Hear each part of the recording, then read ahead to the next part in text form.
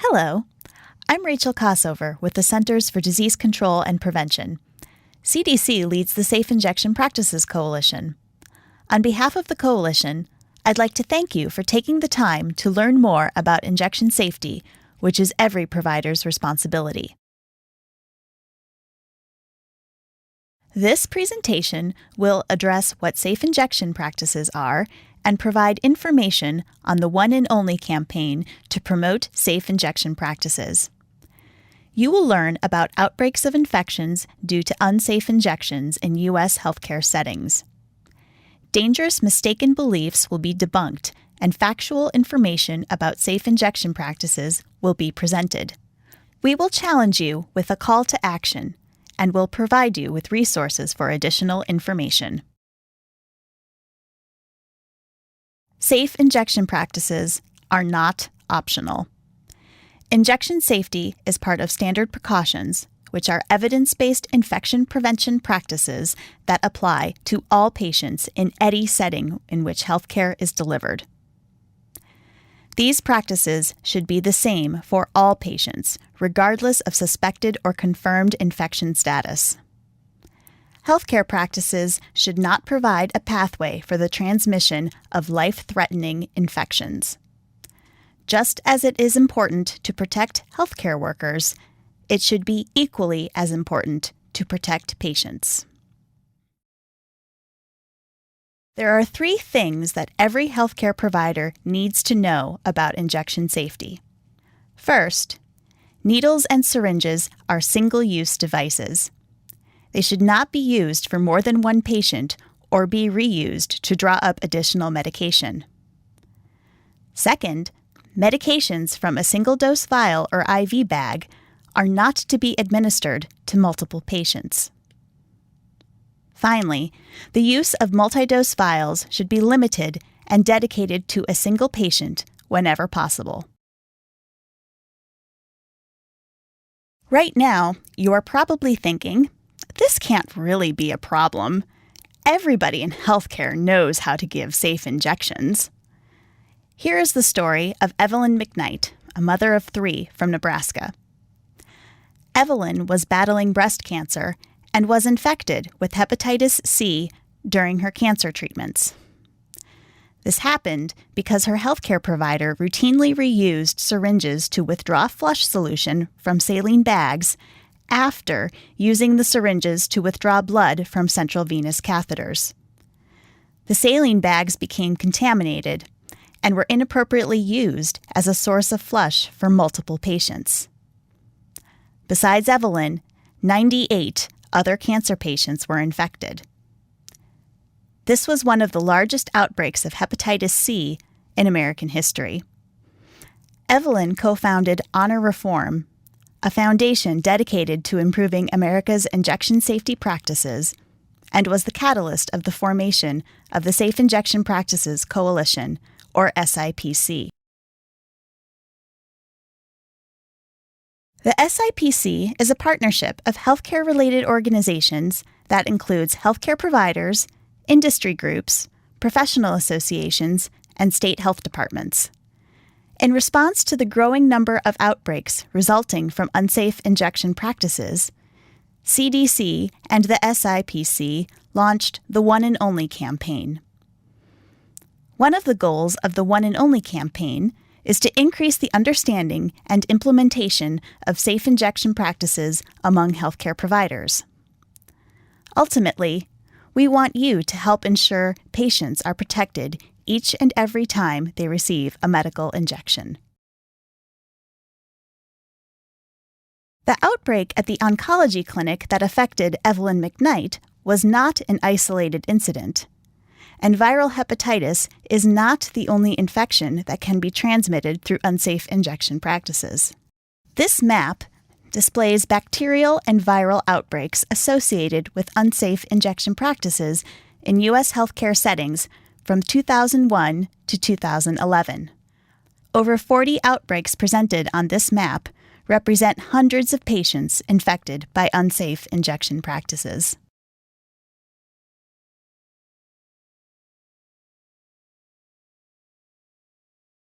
The numbers of outbreaks and patients infected is only part of the story. Since 1999, over 125,000 patients have been notified of possible exposure as a result of incidents and outbreaks involving unsafe injection practices, as illustrated by these headlines. There is increasing recognition that unsafe injection practices trigger an ethical duty to warn exposed patients and direct them to testing for hepatitis B, hepatitis C, and HIV. Even with this media attention, a common misperception is that injection safety is not an issue for concern, or that all healthcare providers adhere to safe injection practices all the time. This is not the case. In 2010, the Premier Safety Institute surveyed over 5,000 healthcare professionals who prepare or administer parenteral medications about their injection practices. 1% of those surveyed responded that they sometimes or always reuse a syringe on a second patient. 1% surveyed also responded that they sometimes or always reuse a multi-dose vial for additional patients after accessing it with a used syringe. In addition, 6% use single-dose or single-use vials for more than one patient.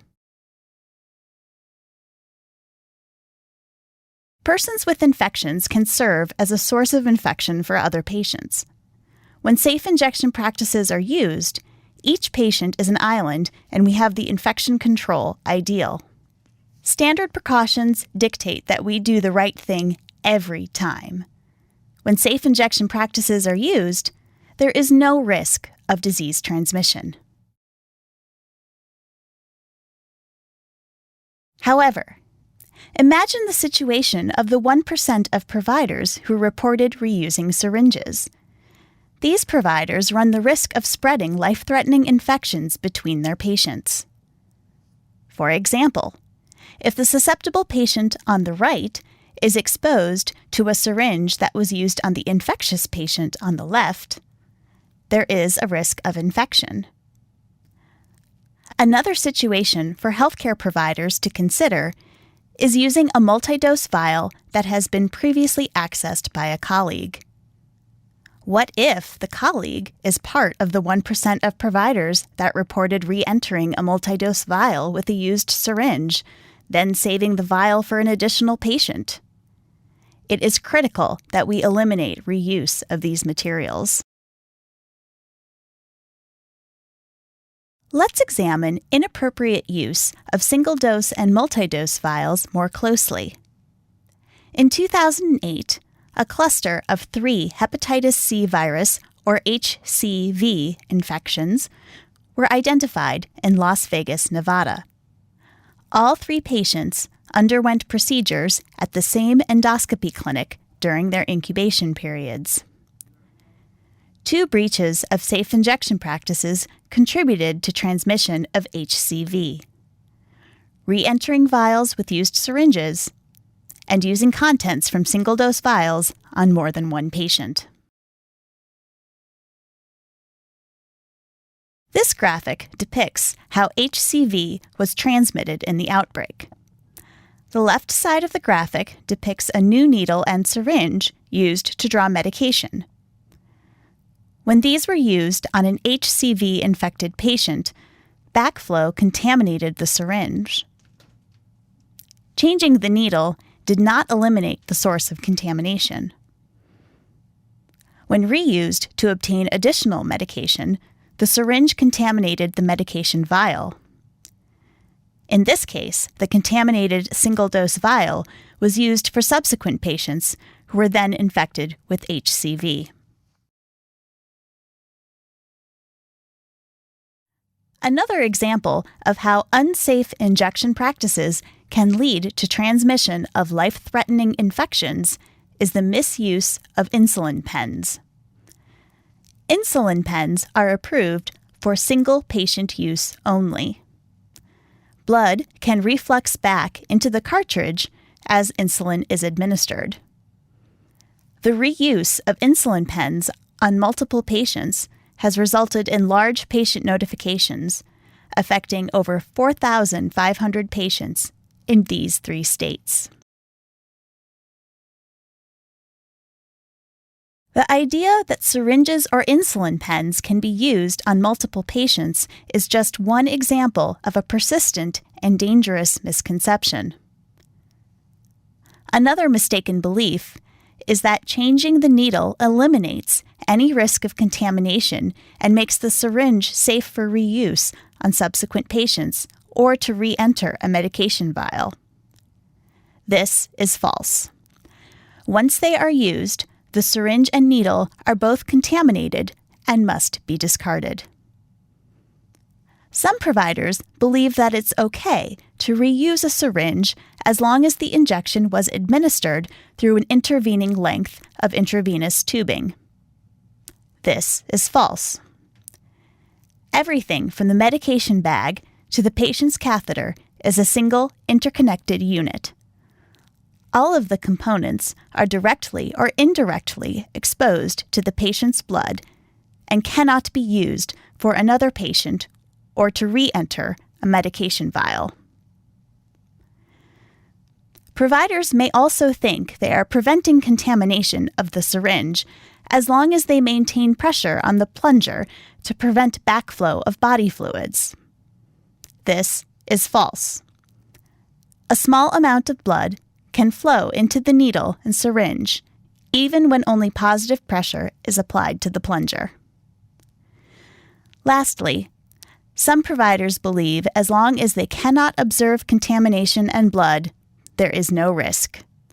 This is false. Pathogens can be present in sufficient quantities to produce infection in the absence of visible blood.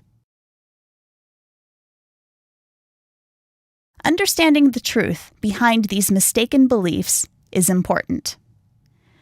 As you've seen, unsafe injection practices can place patients at risk for life-threatening infections, and there can be consequences for healthcare providers as well.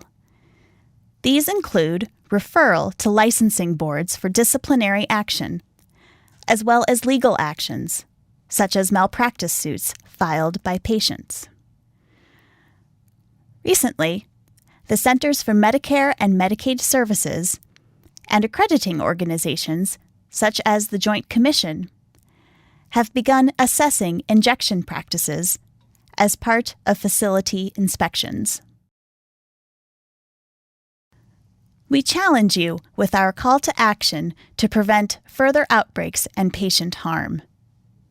Injection practices should not provide a pathway for transmission of life-threatening infections.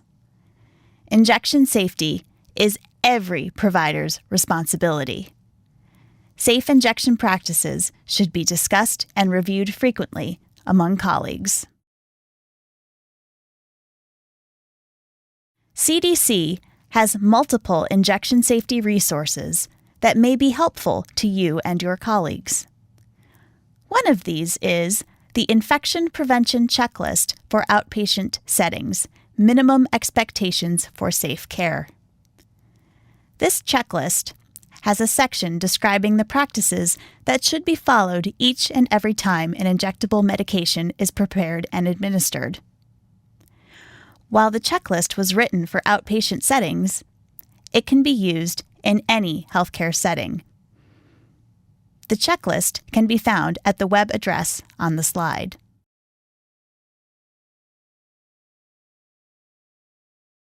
Here are some other websites that have useful injection safety resources.